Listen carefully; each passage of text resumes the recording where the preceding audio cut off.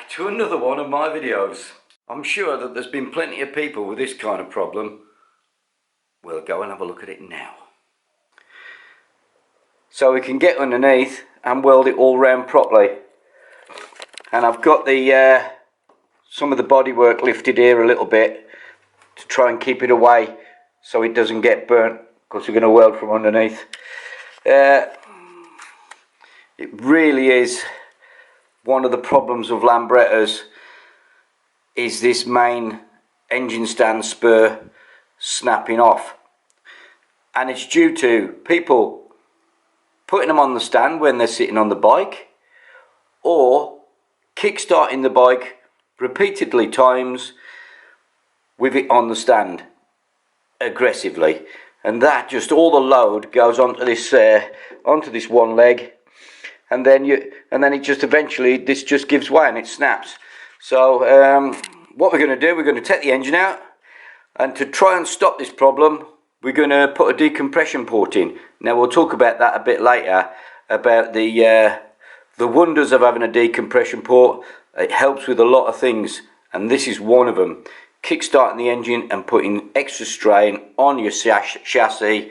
It also helps with kick-starts as well, stops them from getting damaged and snapped. So it really makes a big difference. People laugh when you say decompression port, but I tell you what, it saves you a lot of money. Right, we started on this yesterday, but the engine mounting bolt is seized solid in there. It's obviously been put in very dry and it's been in there for a while.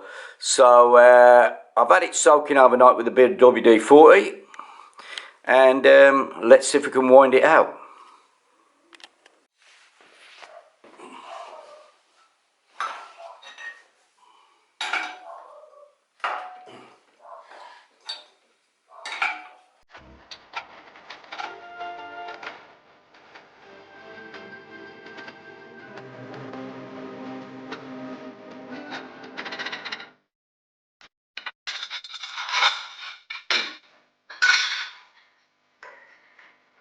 Right, that's that done.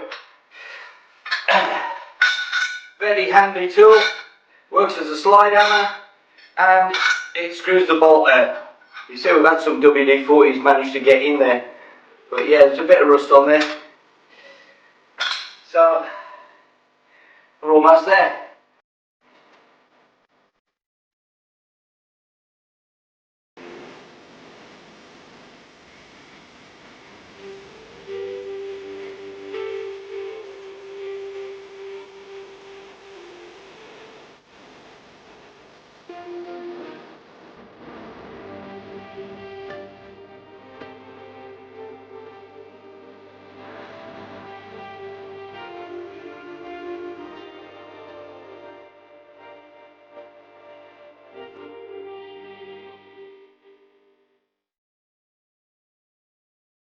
Okay, so far so good. Well, another little job we've got to do on this bike is we've got to put new tank rubbers on. So as we're going to be doing welding, and I need to turn the bike over on its side to weld underneath the chassis, what I'm going to do is I'm going to remove the tank anyway. So we're going to get the tank out, and that just saves us having any problems with fire. But even so, I've still got my trusty fire extinguisher.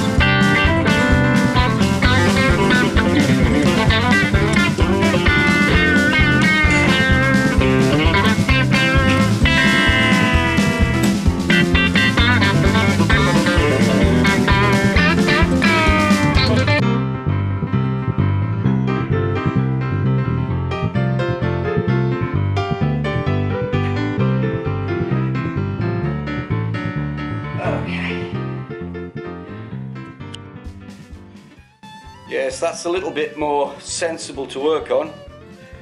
So we've got a bit of protection down to nothing touching the floor. No tanking, so less bits to burn. But we're going to have to get underneath here because this is completely snapped right around here. The whole leg is completely loose.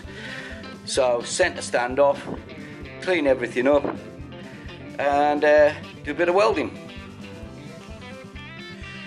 Right, well that's our standoff. It's a little bit grubby, but as we can see now, somebody painted the engine cones in the frame. So yes, it's a bit of a dog's dinner, isn't it? Somebody didn't take care when building.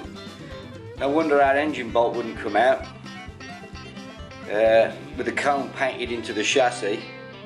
It really is concerning when people have bikes done by somebody in good faith and stuff, and they think they're getting a great job because it looks all nice and shiny on the outside.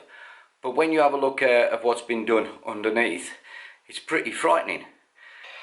Well, I don't know whether I'm getting old and just grumpy and complaining about everything, because things are just pissing me off every single day.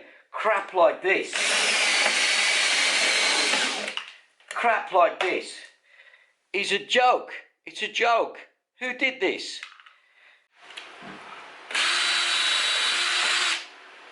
I can't find metal. How much of this shaft is filler? Come on guys, just take a look at this. Somebody has restored a bike. Look at that pigeon shit. They didn't weld anything. There's just like pigeon crap shit everywhere, and then covered it with so much filler. There's actually huge bits of metal missing from the... This should have been completely replaced, to be honest. But now, as this bike's all built, it's a bit late. We're going to have to try and create some sort of a miracle here. I've never seen anything like it. Well, things just got worse and worse and worse. And we're not going to be able to finish this video today, guys, because we're going to have to strip the whole bike down, all the leg shields off, and get a new cross member, because this one is complete dog shit. Take a look. Oh yes, take a look at this. Wait. Right. So somebody did a real bad job of trying to weld it. I think they put more holes in the chassis than they did welding anything together. There's absolute huge pieces missing out of it. Go over the other side. As you can see, there's so much metal missing. This is just not worth trying to repair. And now I've been digging on the other side here, and it looks like the other side of the cross member's the same. It's got so the whole thing must have been off at one point, and it's been really badly done. So yeah, we've got to strip the whole lot down and weld on a new piece. Well, I just couldn't let it go like that. It's beyond repair. It just needs to have all the leg shields taken off, all the bodywork removed, a new cross member, welded in and done properly. It's not. I was expecting just a crack. And when I looked the closer I looked, the more down the rabbit hole I fell. And it was just non-stop. More and more filler, more and more holes, and less metal. So that's it for today. Hope you enjoyed the video. Don't forget to subscribe and like. See you all later.